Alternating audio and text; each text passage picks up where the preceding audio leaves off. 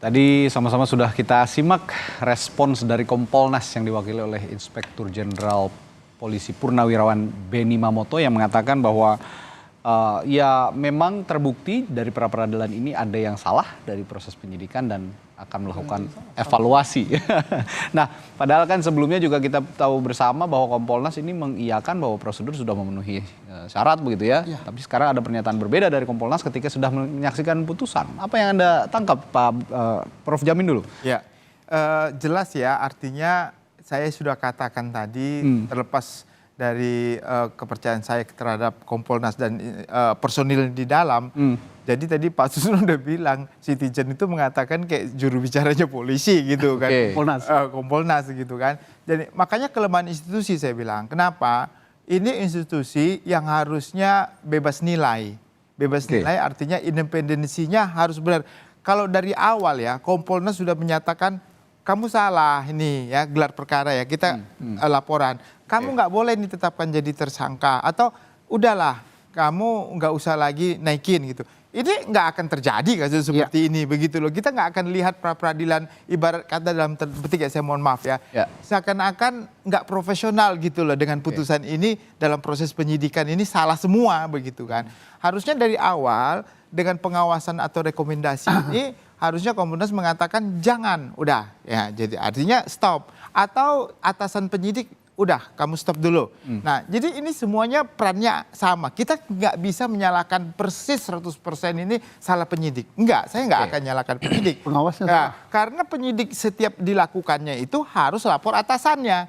Dan atasan itu ada yang ngawasin gitu. Apalagi peran Kompolnas seperti ini sangat penting begitu untuk mengungkap. Pertama sekali saya ingat di media itu mereka belum ngajuin pra-peradilan. Seingat saya pada saat itu. Belum. Dia bilang ini salah tangkap. Bahkan teriak-teriak itu tersangka waktu conference. Itu harus sudah kelihatan tutup mulut. Artinya ini oke kita stop dulu. Ini kan sudah banyak. Ya kita ambil bukti yang benar.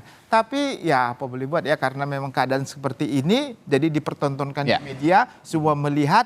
Jadi kembali lagi, kita cinta kepada kepolisian. Saya sangat cinta. Saya cinta kepada Kompolnas. Cuma dalam proses due process of law harus benar supaya penyidik ini pintar. Jangan semua barang-barang alat bukti yang dilakukan dalam penyidikan harus sah.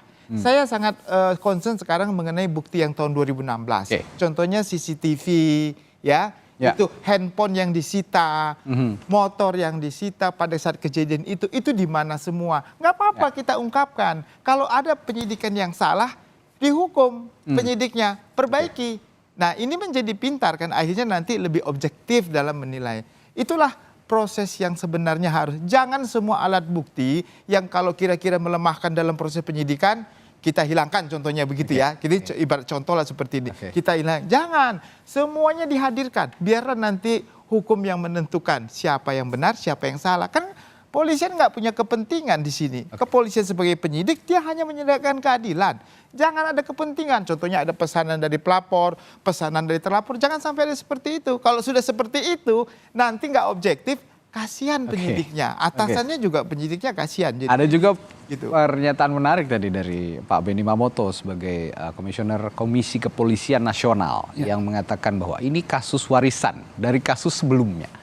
Apakah diksi kasus warisan ini ada dalam putusan dan dalam beracara di tindak pidana sebelumnya ada nggak istilah sebenarnya kasus warisan itu sih sebenarnya Pak Susno? Oh ini tidak ada, ini bukan kasus warisan.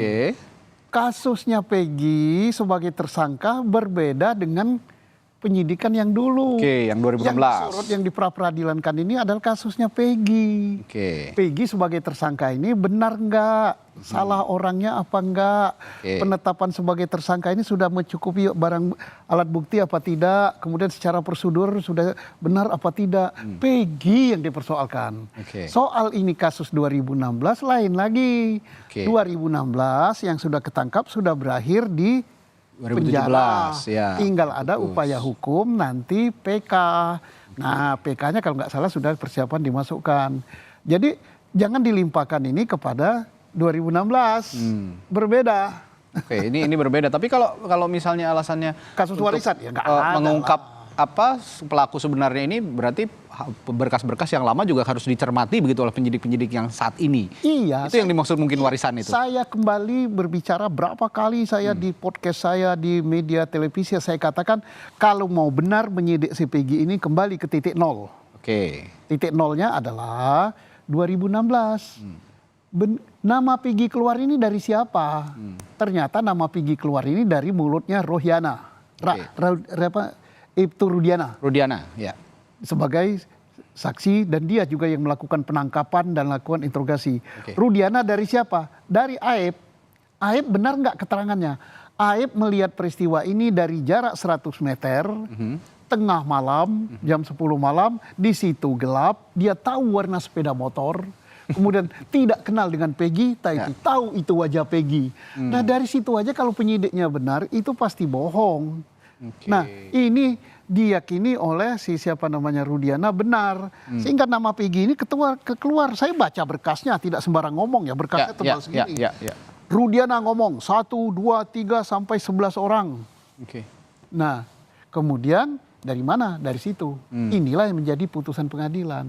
Lah kalau diteliti dari sini, penyidik yang benar artinya keterangan Rudiana ini udah nggak beres karena berasal dari Peggy.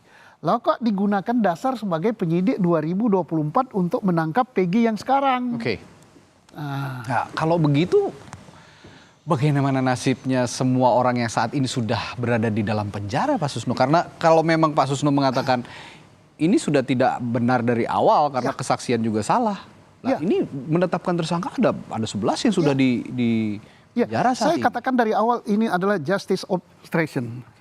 Obstruction of justice. Obstruction of justice. Oke. Ini peradilan sesat.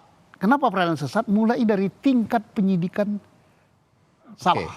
Kemudian tingkat dia penuntutan oleh jaksa salah juga. Pengadilan tingkat pertama sampai dengan kasasi nggak beres. Tapi mereka berlindung di bawah. Mereka sudah mengajukan yang namanya apa itu? Ke presiden tuh gerasi ditolak. Lah ini pikiran yang picik sekali ini untuk cari kebenaran. Tidak begitu dong, telusuri dulu ini. Nah ini berarti kesalahan ini saya tidak mau nimpakan dan tidak mau ditimpakan pada polisi saja. Saya ini polisi yang sangat cinta polisi. Kesalahan selain polisi salah dalam penyidikan ada pada jaksa. Harus diproses ini jaksa yang menerima berkas ini. Kemudian hakim pada tingkat pertama, tingkat banding, tingkat kasasi, monggo komisi yudisial cari siapa hakimnya ini. Nah ini jangankan kita bicara 3 DPO yang kemarin ditetapkan di putusan pengadilan, berarti yang sebelumnya saudara 3 DPO ini juga jangan-jangan susah, nggak ada juga. Tapi gitu jangan-jangan. Pembunuhan terjadi.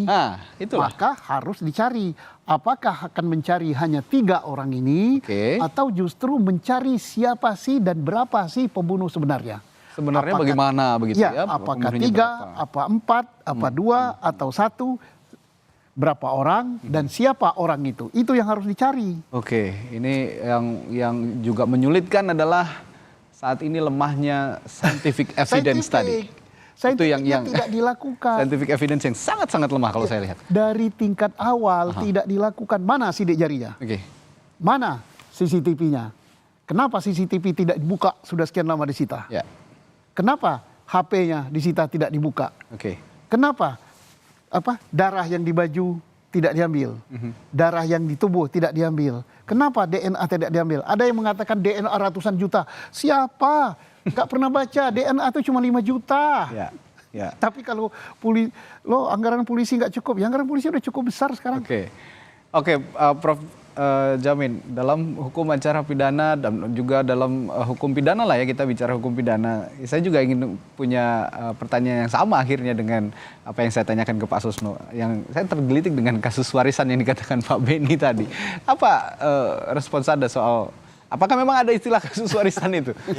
Jadi ada beberapa tindak pidana yang pelakunya belum semua tertangkap.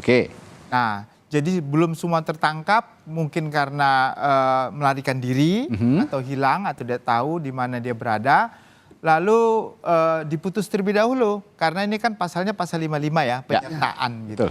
Jadi yang dahulu kan diputus, setelah diputus ternyata yang lainnya belum dicari begitu. Seharusnya nggak perlu 8 tahun begitu ya. Artinya itu dia. 2016 sampai 2024 terlalu lama begitu sampai putusan putusan PK atau putusan kasasi ya, putusan kasasi yang terakhir. Itu sebenarnya nggak terlalu lama kalau memang 2-3 tahun itu sudah cukup lama begitu ya, 1 tahun 2 tahun harusnya cepat begitu.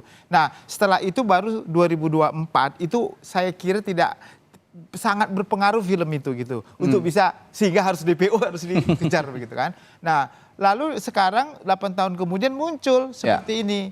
Nah ini bukan warisan, artinya ini dia harus mengungkapkan DPO-nya begitu yang dianggap bersama-sama melakukan perbuatannya. Sayangnya bukti awalnya tadi itu yang 2016 sudah banyak yang hilang, sudah tidak ditemukan. Bagaimana penyidik yang baru? Tapi kita tidak bisa menyalahkan penyidik 2019, nggak bisa. Justru penyidik yang 2024 ini kalau merasa belum cukup bukti untuk menjadikan tersangka, dia nggak usah dilanjutkan atau ditetapkan sebagai tersangka. Jangan memaksakan. Dia harus lebih menahan diri.